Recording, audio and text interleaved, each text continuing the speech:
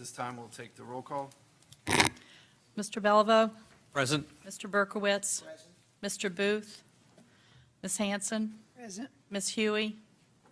Mr. Talmadge? Present. Next on our agenda is, can I get a motion to approve the minutes from? So moved. Okay. Second. Any discussion? All those in favor say aye. Aye. Oh, I got it. That time I did get it. Thank you. Moving on, item 5, the amended funding allocation. We'll open it up for public comment.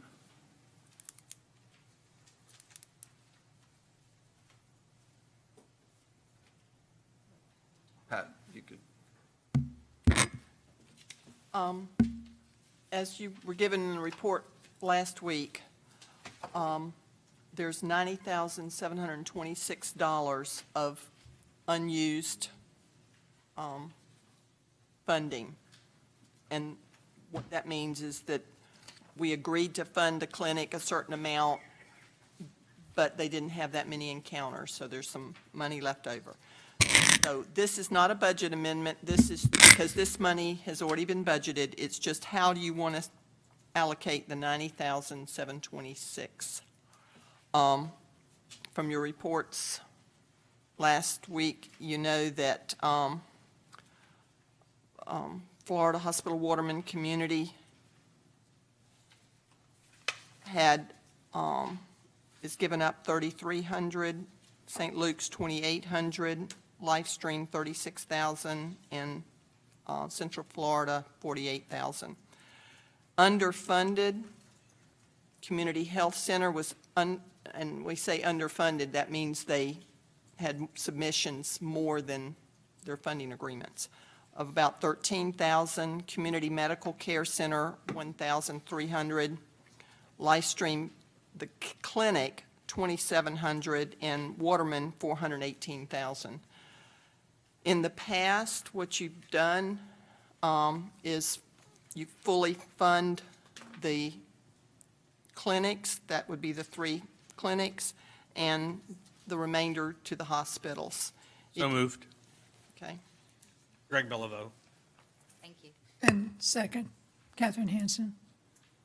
Okay, any discussion? Okay, all those in favor say aye. Aye.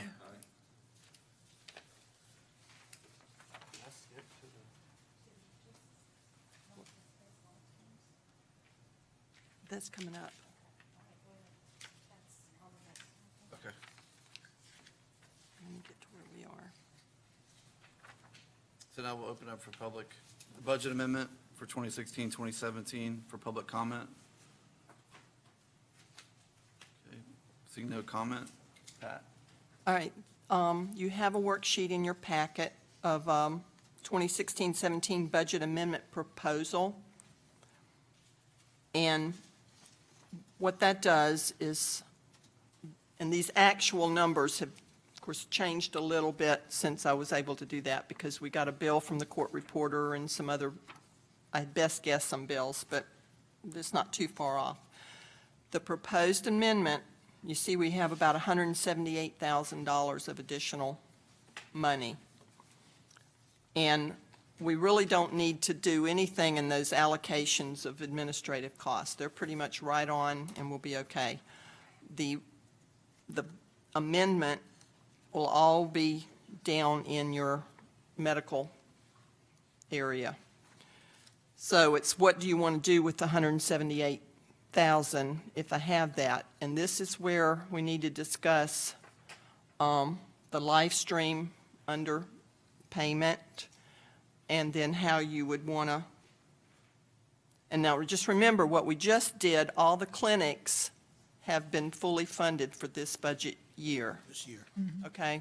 So if you have this budget amendment, the 1 year, the $119,000 that we discussed last week, where the wrong cost ratio was used, and LifeStream actually gave that money back so that we could reallocate as we just did for this year. So if you want to, with that $178,000, reimburse LifeStream the 119, and then the rest would go to Waterman, because that's the only place that's had more submissions than funding after you just did the allocation. Am I making sense? Yeah, that seems like a rational approach. It was difficult last week to think about a way that would be fair to all concerned. I guess we're trying to be Solomon-like. And so I'm trusting that this would be an appropriate way to be as fair as possible to LifeStream and to Waterman. Before we, Harlan, could you come up and, Mr. Booth wasn't here last week. Can we just kind of go over that one more time? What? Well, that's right. Sure. Going to go over it? Yeah, Farland Halleckman from MSL. To go over it from the very beginning, the way that the whole program works, Well, I can do that. First, yeah, you've got some new people that haven't been around, and it's probably a good idea to refresh. It'll take a minute or two. Go Is ahead. that all right? That's fine. Yeah. All right. So when 1299 first came out, we had to sit down and find a way to implement it in a way that really works for the different types of providers. Understanding that the hospitals, the acute care hospitals, Waterman and Leesburg, their costs, 1299 requires that the provider be paid the lower of their cost or what Medicare would pay them. Okay? With that overarching concept, the hospitals get paid Medicare because their costs are more than what they get paid from the Medicare program. The behavioral health, though, if you think of the patient base for behavioral health, it's Medicaid and private pay. Medicaid doesn't quite cover their costs. If you had only Medicaid, you would go broke. And private pay, those folks have behavioral health issues and probably don't work and probably have no ability to pay at all. And so where behavioral health makes money from is Medicare. The Medicare program actually pays them more than their cost. So that being said, we need to pay them their cost. Well, their system isn't that sophisticated that they can come up with a cost for every single discharge and every single patient. So what we did was we used a proxy of their cost. And Ken Carpenter and I and maybe some other folks sat down and came up with a methodology to come up with a proxy for cost. Every year, LifeStream files a cost report with the government. And that cost report has all of their charges and all of their costs. And cost divided by charges comes into it was called a cost to charge ratio. And that cost to charge ratio was 39%. And so if you had somebody come into LifeStream that needed an inpatient stay for, let's say, 3 days, and the charges on that would have been $10,000, at a 0.39, they would be paid by the district $3,900. Everybody's with me on that? Mm-hmm. Okay. So the cost to charge ratio really is an approximation of what their costs are. And because their costs overall, and we do an overall check as well, their costs are less than what Medicare would have paid. They're making money on Medicare. So we pay them their cost. Now, when it changed from 0.39 to it increased, their costs are going up faster than their charges are.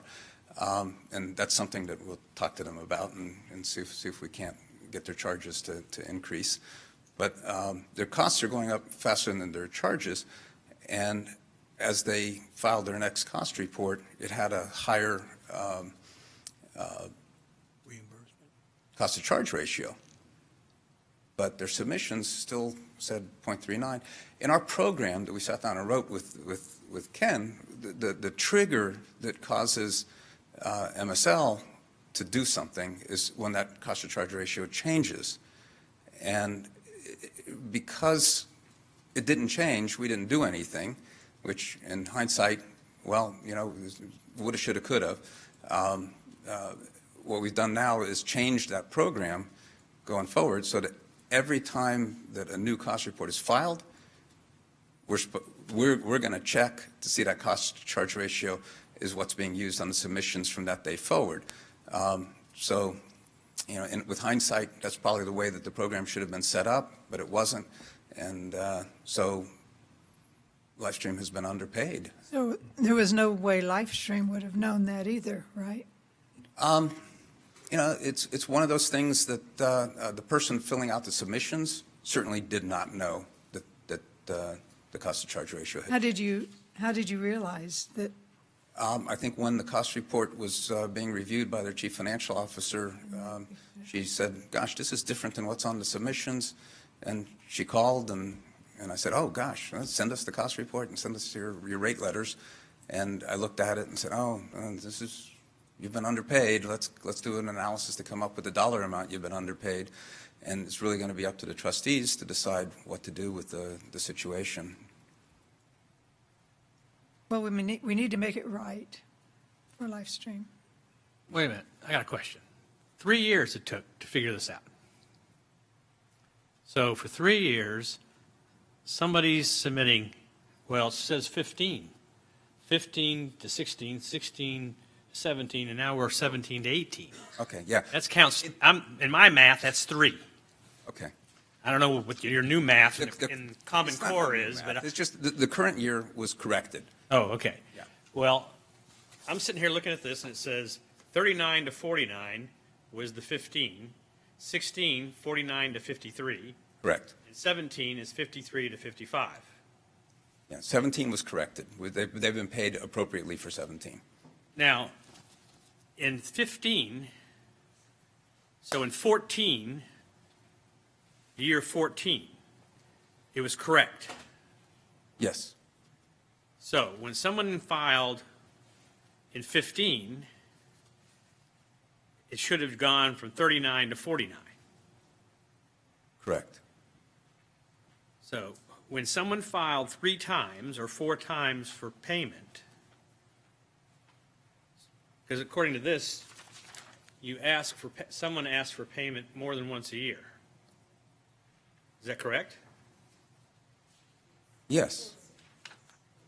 So Yeah. someone, Quarterly, they submit, quarterly they submit. right?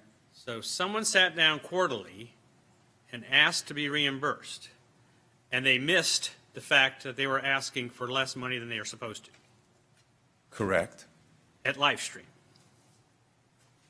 correct.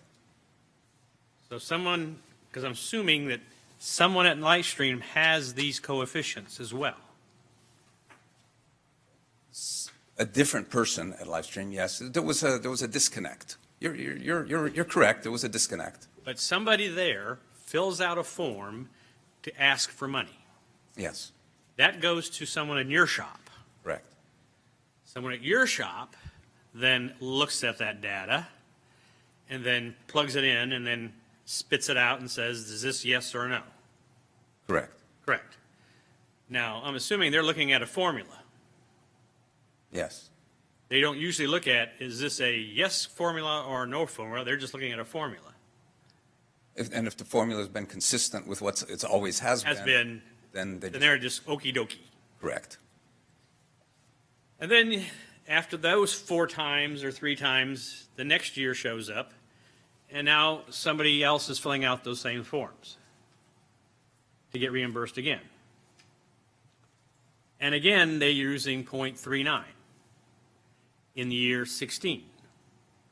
And they do it again 3 or 4 times, Yeah, and nobody catches it again. At either LifeStream, who's filling out the forms, and again, next checkpoint. And now we get it again. When did it get caught? I want to say it was January, February. Does that sound about right? Earlier than that, because our year started October a year ago. So 16, 17 has been correct. Yeah, it was in the second quarter that we. So June of Because I remember 16. we went back to the Yeah. first quarter and we made So them whole in the second. quarter. September of 16 was correct. So, because their funding year goes from July to June, even though the district's year goes from October to So September. all of this year has been accurate. Correct. And September of 16 was correct. Okay, because that's not how this report is inferring. Well, you've got the quarters on the report, and see, September of 16 isn't listed. That payment was made inside this year we're in now, and it was correct. Okay. So just these 1, 2, 3, 4, 5, 6 quarters. Well, I just got to tell you, I'm having a hard time saying I want to reimburse any money when that many quarters of somebody sitting down, filling out forms, kept getting it wrong over and over and over and over again. And then now we're being asked to catch up. That's me. That's how I feel. I mean, if it was like this was 2015 and they just caught this and boom, we got timeout, you know, I'd feel, oh, okay. But a year, almost 2 years of repetitive times, then something in-house needed to be corrected. I have a concern. I was only asking one question last week, and that is, do we understand how it happened? And that was answered today, really. And can we be sure it won't happen going forward? That takes care of the past. I don't need any further review of the past. What I need is to think about what's fair to all concerned with the money we have. And we have some money. And I think the recommendation was to do something to help LifeStream.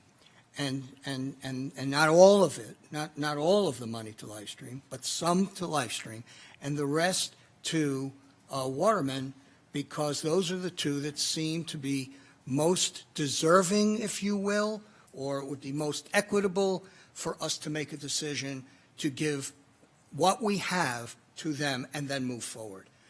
Our real job today is to go forward with a new budget. So this is money that we could spend appropriately to help where we might have had an error in the past, or we might have had a shortfall in the past. I have no problems with the recommendation you've made. I'd like to support that. Can I make a motion, or has a motion been made? Was there a motion on the table? No. Would you repeat your suggestion? All right, and before I do that, let me reiterate too, what happened last year and where we come up with the 119,000 is that, here again, because of the error, LifeStream had 119,000 of leftover funding. That money then was paid to the clinics and the 2 hospitals. So that's who got the money last year that would not have received it. So what I was saying today, we have approximately $178,344 to amend the budget. If you gave LifeStream the $119,447, and then everything else would flow to Waterman, because at this point, all the clinics in Central Florida, their funding agreements and submissions have been fully met. And this doesn't go back to year one. This basically goes back to LifeStream's willingness to have that money allocated to other organizations. And so it seems eminently fair that that is a good amount to disperse to them. I may be oversimplifying, and I apologize if I am, but to me, it's not rocket science. We made a mistake. We know how to solve it going forward. We have some money, and let's do something with it. That would be fair. So I make a motion that we do just what you said.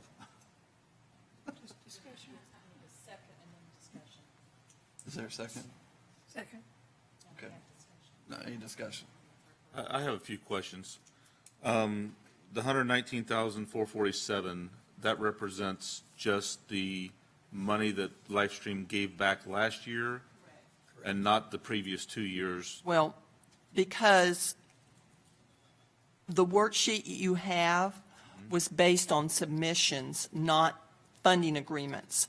So they would not have received the 256,000 because submissions were more than the money we had and more.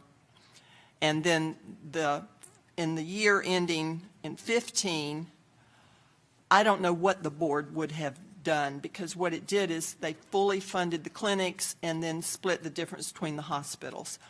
Whether they would have done that or voted to give some of it to Lifestream, I don't know. I'm not. But I can tell you, last year, they actually gave up 119,447 that they would have been paid had the right number been used. And the two hospitals would not have gotten that money. Okay. So of the 119,447, do we know that all that money was qualified? Yes, Okay. And last year, I know we fully funded the clinic's shortfalls that had qualified expenditures over and above what they budgeted. And then the balance we split between the two hospitals. So why would we give all of the leftover money this time to one hospital? Did Leesburg not have more qualified expenditures? They didn't meet. what you've already done tonight is fully fund the clinics Yes, with the reallocation. right. Leesburg, This, just to clarify, this money that's now available is what we actually collected, and new- it's truing up our budget. correct. Okay. And Leesburg submissions they're having to give up, they're having to give back 48,000 because their submissions were less than what we had agreed to fund. Okay. And that's part of where the 90,000 is coming from.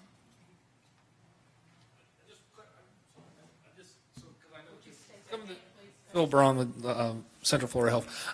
Just because it gets confusing, the give back, because it's confusing. I just want to be clear. I'm not having any issues with the motion, but just so we're all talking the same stuff.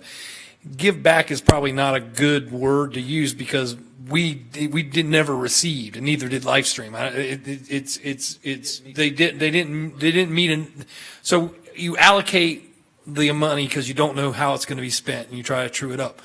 So we did not submit enough qualified funds to fully meet the allocation we got, so that goes back in the pot for truing up at the end of the year. Same with what that year that Lifestream. So it's not, we didn't ever have it. I just thought we should clear that up. Well, I think we're clear on where Phil stands. Does that make sense? They didn't meet the budgeted amount. That's not. Right, they didn't have enough submissions to expend the budget. Yeah, yeah. All right, Does that answer your question, or you're still? yeah. Okay. Any other? I am, just personally, I'm okay going back the 1 year. I'm not interested in going back more than 1 year. And if they have the expenditures to prove that the 119 that they waived receiving last year would have really gone to them, and Ms. Pat, if you're validating that, then I'm okay with going back the 1 year.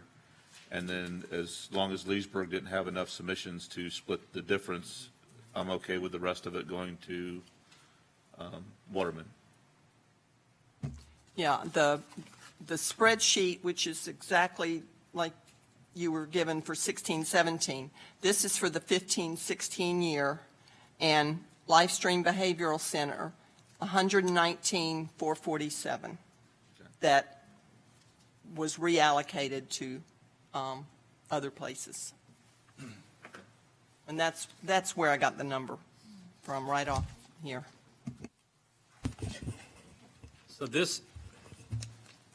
The motion is we give them nothing for 16, nothing for 15, and the only money they're getting back for 16 is what they would have gotten at full allocation, but they gave back. Right. That's the motion. Okay, I just want to make sure that's what we're talking about. Okay. So the actual money, the way it would fall out is Livestream with this, if you do this amended budget, Livestream will receive $119,447, and the additional will go to Waterman. Okay, so we've had a motion, second discussion. We have to individually, or? Okay, all right, all those in favor, say aye. Aye. Any opposed?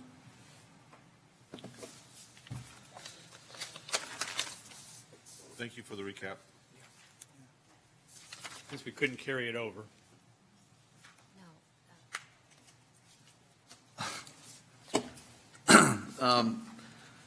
At this point, we'll open up for any additional requests for funding. Seeing there are none. Item 8, Recitation for the record, the name of the taxing authority is the North Lake County Hospital District. The rollback rate is .9554 mils. The percentage of increase over the rollback rate and the millage rate to be levied is 4.67%.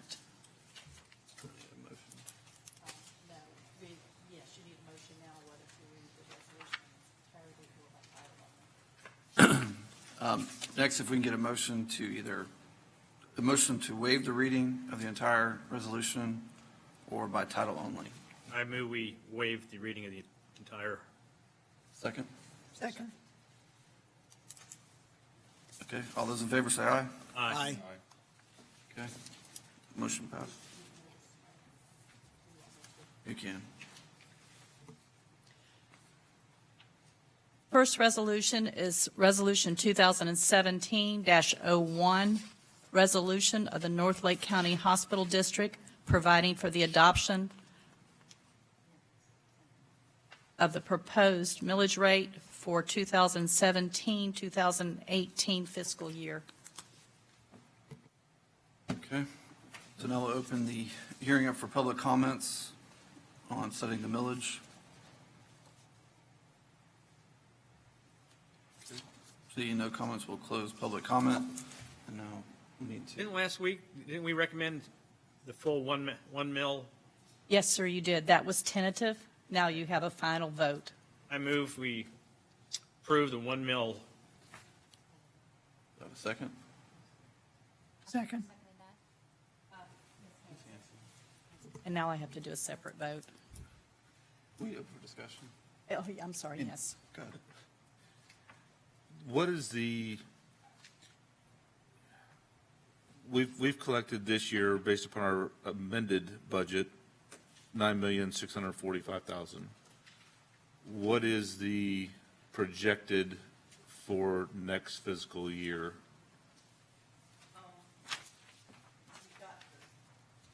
Number 6. The spreadsheet that you had from last week, $10,246,875. $10,246,875. That's, Dwayne, do you have the, What tab is that under last week? well, it's probably in there. It's the budget scenarios. The difference between the No. two was not that different. You know, there's several different millage rates, and the 1 mil is the first column. This really small one I can't read? No. No? You don't have it this week? Okay. But it's, yeah, $10,246,875 is your 1 mil. Okay. And what was the rollback? The rollback would have been $9,789,864. Where does that number come from? The rollback? There's a calculation. The rollback rate would have been .9554. And, so the value that the property appraiser gives you divided by 1,000 times the rate times 95%, because that's all you can. Right, yeah, I get that, but where does the .9554 come from? That's a, Is that a ratio between this year and last year? no, that's a calculation off the, let me see if I can find it. The DR 420 that's, I guess what I'm questioning is, what does it roll back to? What is the it's benchmark? supposed to roll back to the money you got this year. Correct. Okay, so it's a ratio of this year to the projected. Somewhat, yeah. I mean, supposedly, if you adopted the rollback rate, you'd get the same money you had this year. You don't because of the timing and I've already gotten one email that they haven't been able to get up to Astor yet, but there's properties that have already been devalued. So this was all based on January of 17 values. Versus January of 16 values. Versus September the 12th of 17 values. Yeah, and they haven't gotten to Astor yet to know. So it hasn't, so chances are next year we may not collect the 10,246,000, but it's not going to be extreme. Yeah, after listening to Kerry Baker's presentation to the League of Cities, because the building permit activity is not the same as the previous year, he recommended caution. Say that again? Building permit activity is not the same this year as it was last year. So he recommended caution by all taxing agencies so that, in his projections, because last year was a banner year and the year before was a good year, but last 16 was like kick butt. I mean, it was like off the charts. This year did not meet the same expectations, even in South Lake. So he was recommending that all taxing agencies, here's the numbers, but make sure you just had some deal of caution in your projections, because they might not hit them because of the fact that the building permit activity countywide was not hitting the same numbers at all as last year. So that brings up a different question. That's why I recommended the 1 mil, because if we go to the rollback, I don't think we're going to be able to hit the targets these folks want at all. Unrelated to the 1 mil or the rollback, then, I know we only budget 95% of what's projected. What happens in the event we only get 90% of what's projected? Pretty much that doesn't happen because in May, the tax certificates are auctioned off. So you get the money.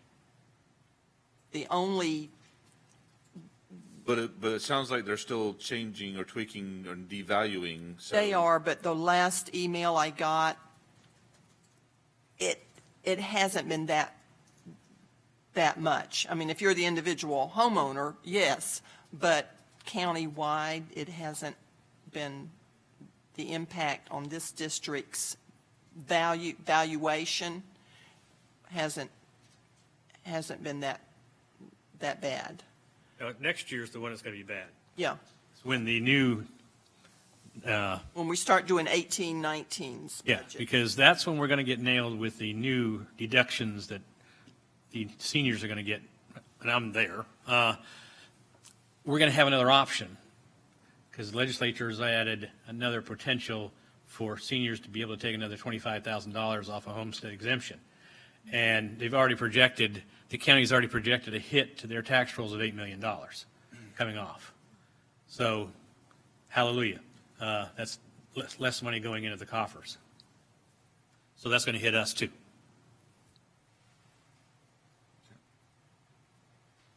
Does that answer your question? Yes. Okay. We have a vote, right? Mr. Bellevue? Yes. Mr. Berkowitz? Yes. Mr. Booth? Yes. Ms. Hanson? Yes. Mr. Talmadge? Yes. I lost us. Where are we at? 02. Now we'll open up for a public hearing on the adoption of the budget. I have to read the resolution. Okay. Resolution 2017-02, resolution of the North Lake County Hospital District providing for the adoption of the proposed budget for 2017-2018 fiscal year. At this time, any public comment? Seeing no comment? We need a motion.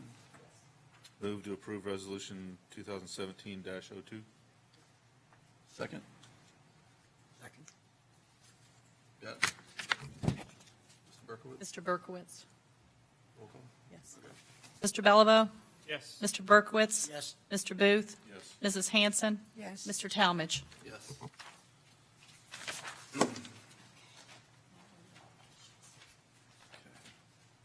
Next will be the allocations of funding and funding agreements. Is this public comment?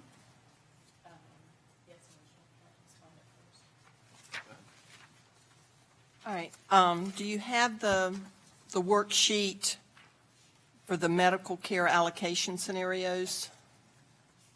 That I presented them last week, and I don't know if they're in your packet this week too. Yeah, they are.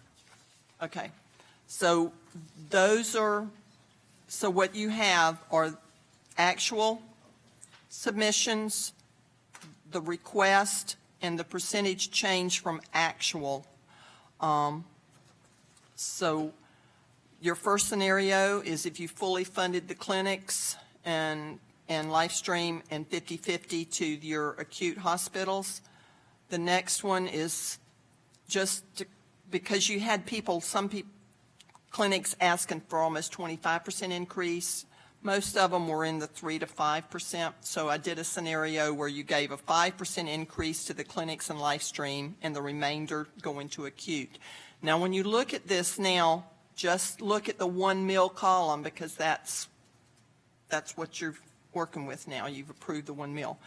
And then the next one was you would fully fund the clinics and LifeStream and allocate the remainder to acute care on the percentage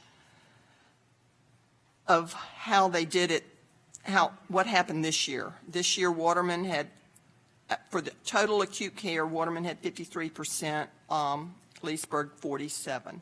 So, and you can come up with a different, another way of doing it. Well, I like the one, fully fund clinics and LifeStream and allocate remainder to acute care on percentage, because that's the closest one to all their requests, including the 2 hospitals. Mm-hmm. That gives us Central Florida Healthcare's at 1 mil, almost 3.7 million. Hang on, I got to put a public comment and then. Oh, I thought you already asked. Good.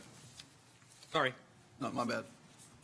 Bill Braun with Leesburg Regional Medical Center. I mean, I don't know if this is procedurally correct, but I prefer to hear what the committee is thinking before I can make public comment about the allocations. It seems odd for me to come up here and try to convince you of a certain allocation when you may already be leaning that way anyway. But I guess since I heard that maybe you weren't, let me speak to it. And the reason why that doing anything other than, to me, in my mind, I'm not going to bicker on how you fund the clinics. I mean, the clinics are needed and they need the money, and whether some have over requested or not, well, in my opinion, get worked out in the wash, because it always does. You either submit your amount of money at the end of the year or you don't. And if you don't get it, then it goes back out and you're going to fully fund the clinics to whatever they submit. But I do like to have some projection. The reason that our submission, and you made the comment our request was closer, is that, the request is kind of a ballpark, and we didn't really, we know that there's only so much money out there, so we didn't go and say, hey, give us more than what we submitted, because that kind of sounds weird to ask for. But really what the best and fairest method is to split it with the acute care hospitals, and at the end of the day, it'll all come out in the wash. I mean, at the end of the day, if we don't submit enough money to hit our split, Waterman will get it. I mean, we had a weird thing happen this time, but Waterman would have gotten all the money if we didn't have the live stream thing, but they would have gotten all the money we didn't submit. So, and vice versa. If Waterman doesn't submit it, we'll get it. And I can tell you that basing it on 1 year trend is not a trend, because in previous years we have submitted more claims than Waterman, and in previous years they have submitted more claims. So it tends to trend. And you can even just look at this last quarter. If you look at your last quarter submissions, we out-submitted Waterman this quarter. So they had a really good front end. We started making up for it on the back end, and it's a very moving target, because you're not just saying somebody comes in and you've got a qualified residence and you submit the bill and you're done. You've got to qualify these people. You've got to go chase them down and get the documentation to prove that they meet the HICRA guidelines. And sometimes that's easier than said than done. And I don't know that I could say with 100% accuracy that we didn't have some residents that just, we couldn't get that document, but yet we treated and would have qualified had we gotten it. So I guess I'm being a little long-winded, but and maybe Waterman disagrees with me, but I think because it's not a trend, I think you go ahead and fund the clinics like you always, with either one of these allocations. That's just really depends on how you want to do it. I think in the long run they'll get it, and then submit the rest, because in previous years we've had well over this allocation, and if we don't submit it, we don't get it. Goes back either to Waterman or back to the clinic. I mean, back to the district. So it's not going to put us at any disadvantage or advantage in my mind. So.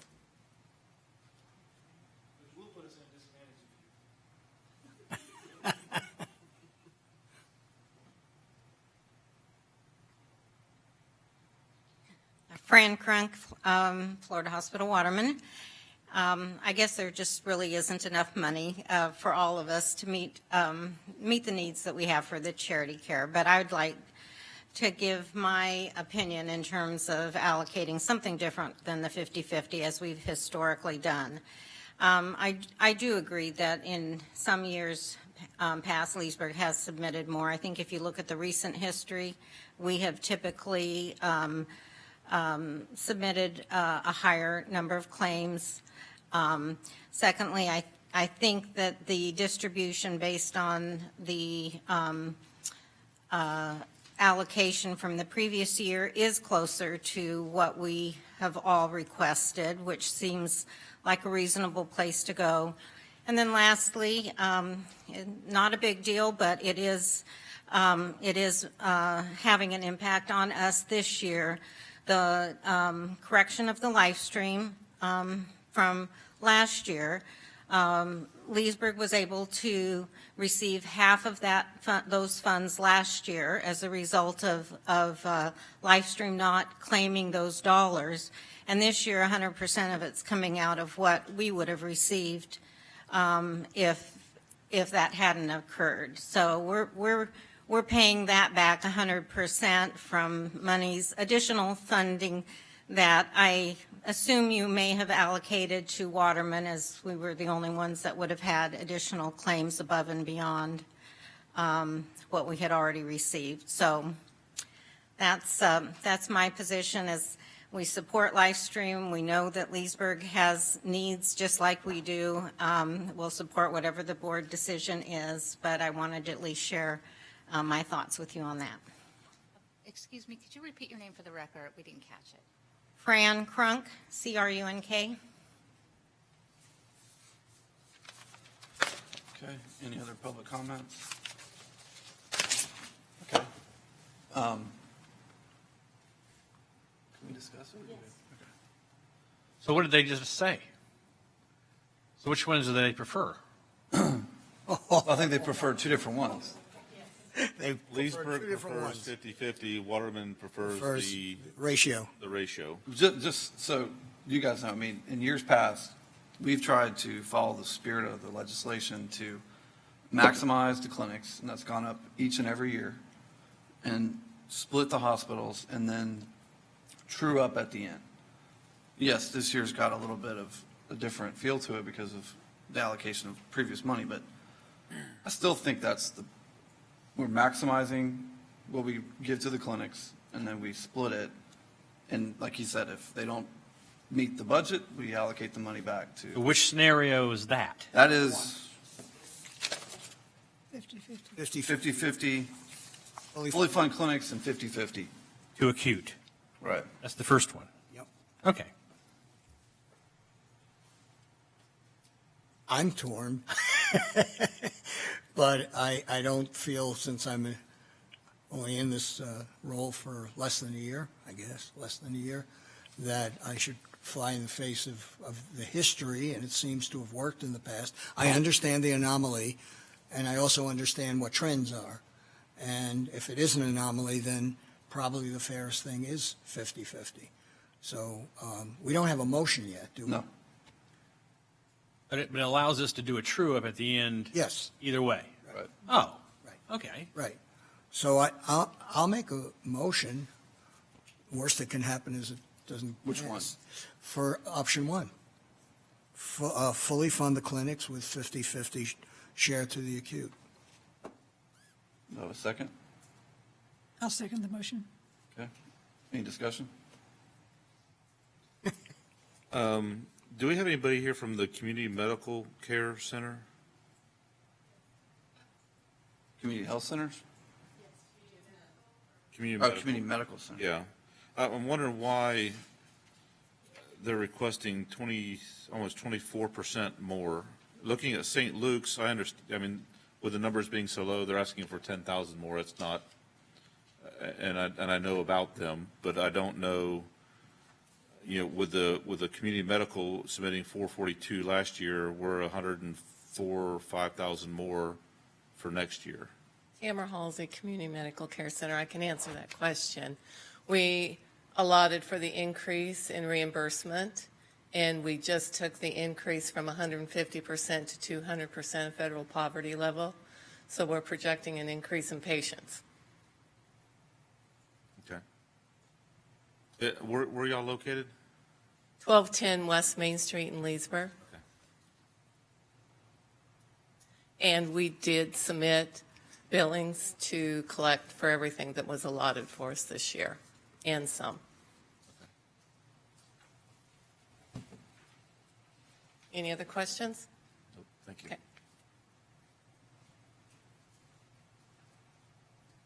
You look like you're still thinking. I am. Okay. I'm sorry.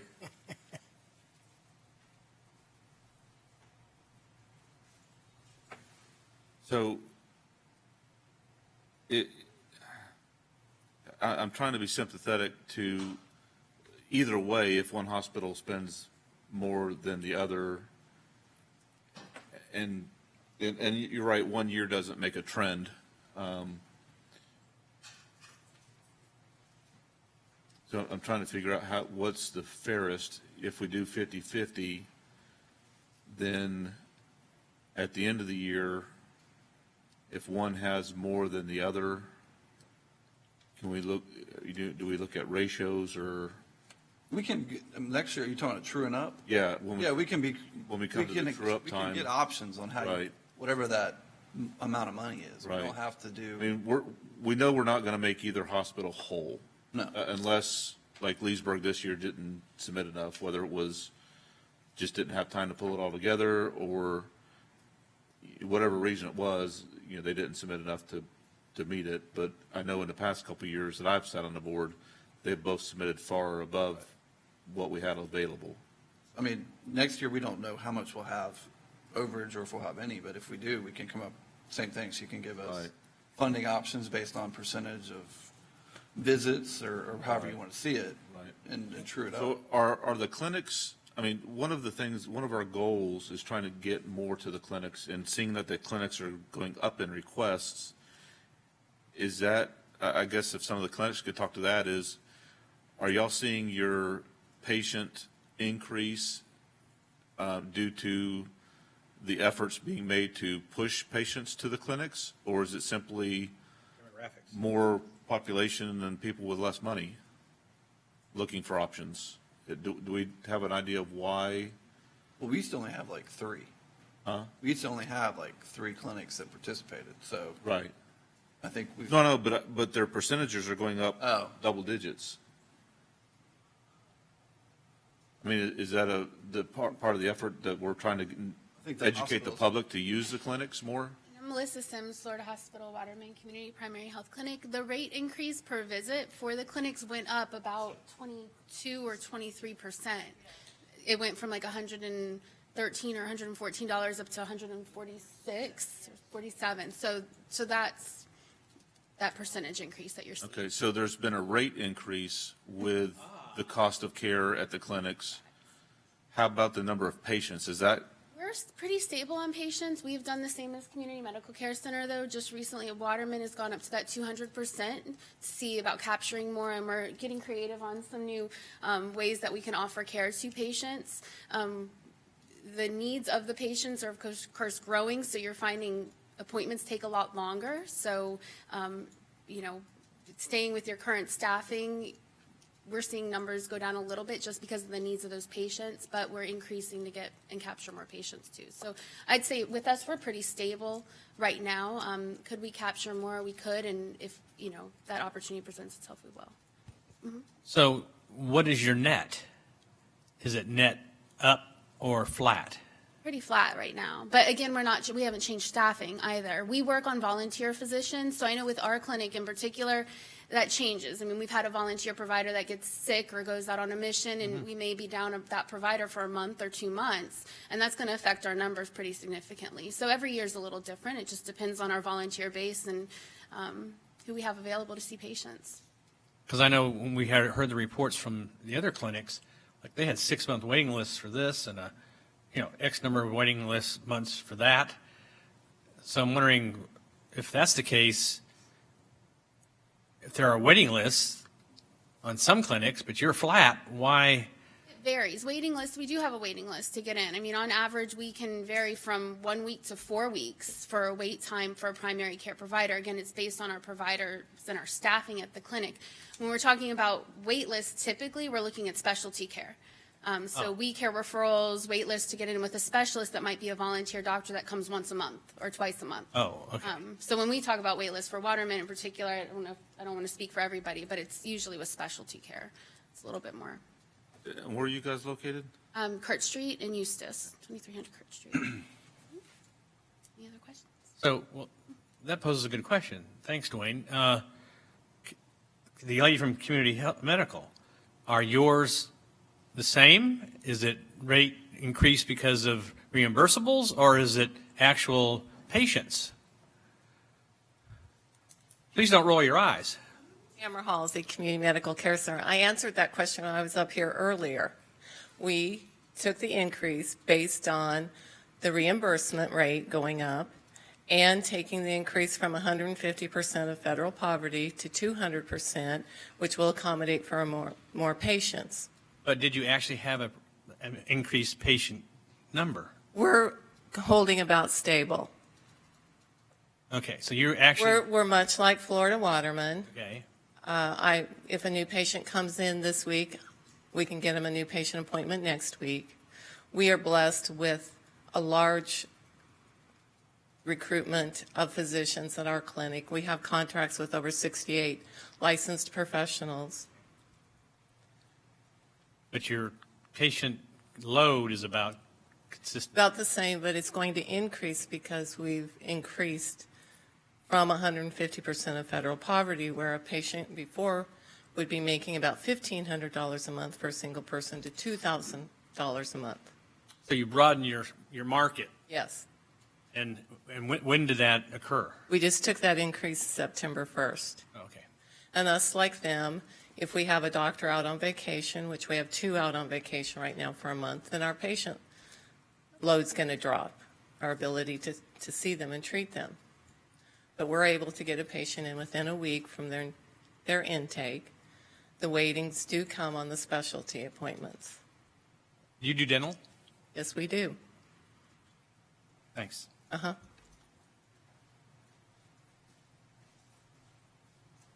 Okay, any other discussion? Can we move the question? This is not a rule. So we have a motion, a second. So all those in favor, say aye. Aye. Any opposed? Motion carries. I lost my agenda. Anything for the board? Next meeting will be January 25th, 2018 at 5:30 here. And if there's nothing else, we'll be adjourned. I do have, Oh. sorry. Is there a way we can, when we look at next year at this time, when we're looking at our true-up, that we can remember this discussion about how to, I guess it's going to depend on the hospital submissions and what we have left over, but I don't want to just automatically assume 50-50 next year if one submits more than the other. I want to, Last week she asked us, like, how, you tell me what you want to see. but I mean, we're going to have a long time between now and then, and I know I'm going to forget. So is there a way we can remind ourselves? I can do a worksheet and do like a historical, so you'd have it. Funding He requests, wants to make sure we actual submissions. have it on the agenda. I just want to remember this time next year that we need to discuss this and look at the submissions that they make. Because if Waterman has, if it's not if they both don't go over their submissions, or let's say they both do go over their submissions, but if Waterman's way higher or Leesburg's way higher, 50-50 is good for a budget, but I want to try to balance it out where it's, I think when you see the numbers, when the funding, because I will do a funding worksheet, like you will have, when we have that discussion of how to reallocate, this will, and then I can do a spreadsheet, a historical spreadsheet anyway, to show this was what they asked for, this is what they submitted, and this is what we paid, and do several years. okay. And then you'd have that to look at. Also, next year, I'm going to look at doing the funding meeting maybe a little earlier in August. The first budget meeting a little earlier, well, we tried it this year, because it is a real push to get these ads in. The Lake Sentinel prints Wednesday for the Sunday edition. You can only advertise no more than 5, no less than 3 days. So it gets very complicated. So I'm probably going to look at doing the first budget meeting maybe the first week of September. So if any of you know you have plans to be gone certain weeks in September, please let me know, because in January I will bring tentative meeting dates for you to look at. So, and then if we can spread this out a couple of weeks, then it'll give us time to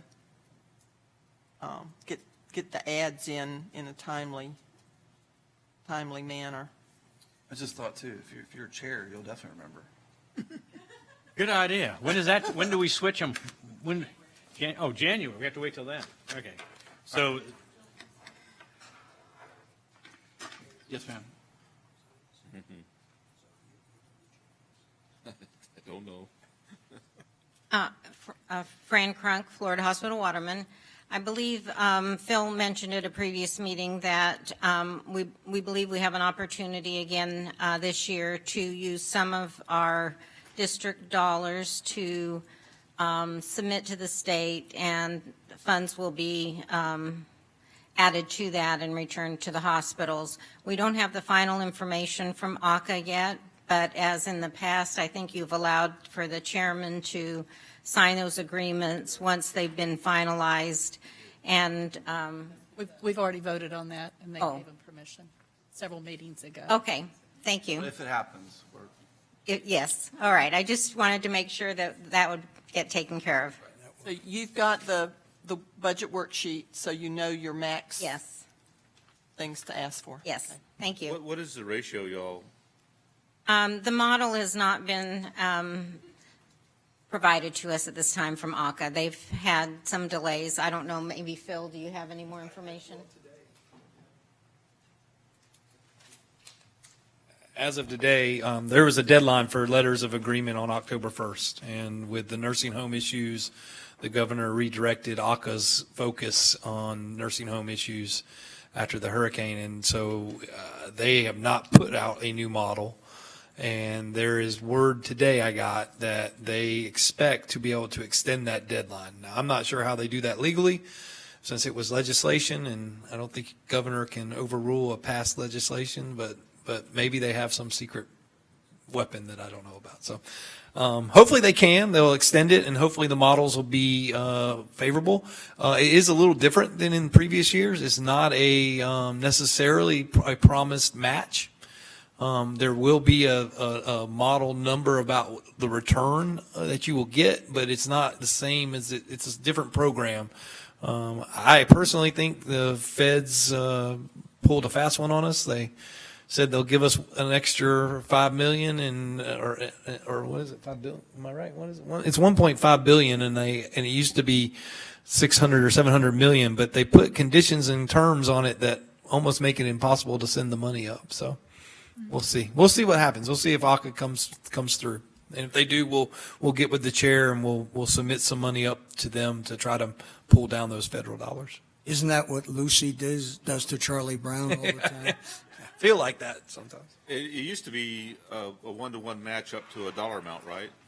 The state itself, all the IGTs that the state collects throughout the state gets matched by the feds that are like I think it's almost a 1.45 or one. I don't know the. You know what? Anybody know? 60-40. So they get all that money, and ACA's job is then to model how to reallocate it to the hospitals. In the past, only hospitals with IGT dollars were included in that pool of money. CMS and the feds have said you've got to pay every hospital, regardless of whether they send IGT dollars. You've got to pay them something.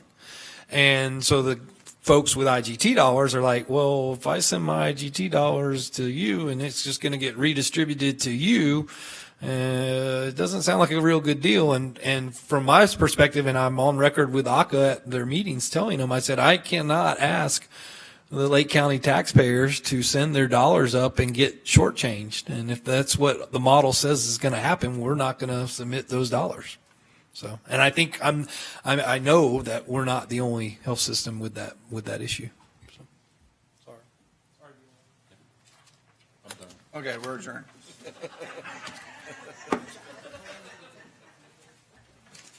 Third year.